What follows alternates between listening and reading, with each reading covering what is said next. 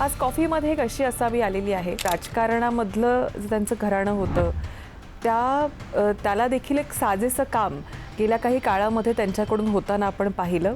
पोटनिवडणुकीमध्ये पुन्हा एकदा त्या स्थानावर त्या प्रस्थापित झाल्यात असं म्हटलं तर वावगं ठरणार नाही. आमदार प्रज्ञा सातवाज आपल्यासोबत आहेत. नमस्कार. राजीवजी ज्यावेळी सोडून गेले सगळ्यांना, त्यावेळी तो एक धक्का सगळ्यांनाच बसला होता की फार कमी वयामध्ये आणि त्यांचं असं काही होईल असं कोणाच्या ध्यानीमनी किंवा असं कधी वाटलं नव्हतं आणि धक्काच होता तो सगळ्यांसाठी. ते गेल्यानंतर म्हणजे मी तर लिटरली कोलॅप्सच झाली होती.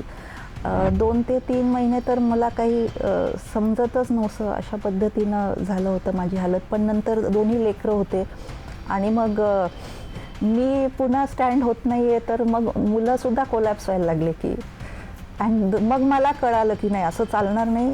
आता मला इथून पुढे यांच्यासाठी तरी I have to be strong and I have to do something. Rahul गांधींचे फार निकटवर्तीय होते राजीव सातवजी.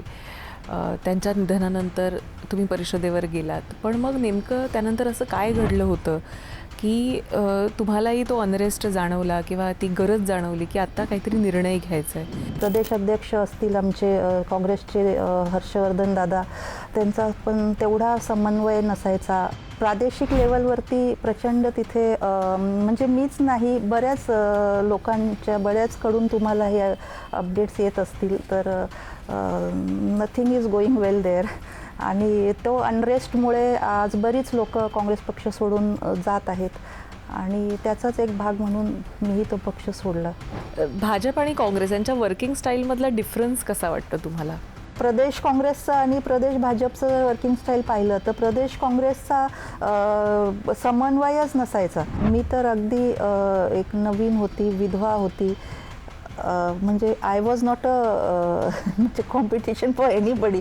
तरी मला म्हणजे मी जेव्हा पहिल्या वेळेस MLC होत होती त्यावेळेससुद्धा मला जो स्ट्रगल झाला, तिथूनच माझे पंख छाटून टाकायचा जो प्रयत्न केला गेला. सो म्हणजे this is a really bad phase of politics असं म्हणावं लागेल. तुम्हाला असं वाटतं का की आता लोकसभेमध्ये जे पारित होऊ शकलं नाही महिला विधेयक, ते जर महिला विधेयक पारित झालं असतं तर महिलांसाठी अधिक सुवर्ण संधी असती? हो, नक्कीच. कारण जास्तीत जास्त महिलांना राजकारणामध्ये येण्यासाठीची एक वाट उघडी झाली असती, एक दरवाजा उघडला असता. महिलांच्या वतीने आज मी तुमच्या चॅनलच्या माध्यमातून ह्या गोष्टीचा निषेध करते.